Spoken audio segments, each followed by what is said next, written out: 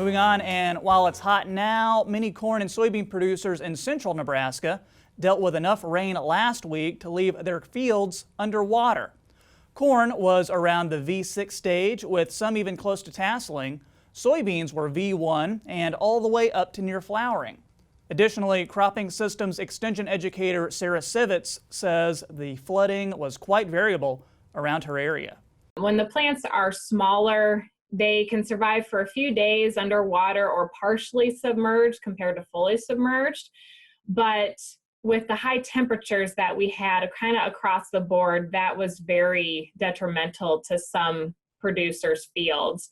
Just because if it wasn't able to drain back fast enough or, in a short amount of time, the longer that crop sat under that water, the more oxygen that was depleted from the soil, so it wasn't available to the roots. And hence it just became a very stressful situation for those plants. And though the waters have gone down, it's left questions as to how what was already planted will be affected. But one of the things that a lot of people are looking at now is that those waters have receded back from those floods, is seeing all the residue, all the mud that is caked onto those plants. And so they're wondering, well, okay, it survived the water. Now is it going to survive the mud? And sometimes it might, sometimes it won't. It just depends.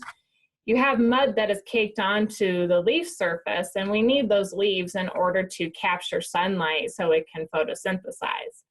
And if it's covered, it's not a good situation for that plant. Unfortunately, the extent of the damage may not be fully realized until closer to harvest. Flooding can make the crops more prone to certain diseases too, and we'll have more with Sarah on that during next week's show.